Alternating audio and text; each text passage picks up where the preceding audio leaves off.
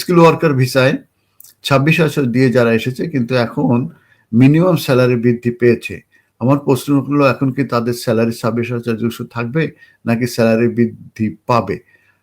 আমার যা মনে হয় যে মানে নিয়মটা হচ্ছে যে স্কিল ওয়ার্কারের যে স্যালারি সেটা অবশ্যই ম্যাচ করতে হবে মিনিমাম আওয়ারলির যে রেট আছে, সেটা আবার রিসেন্টলি বেড়েছে।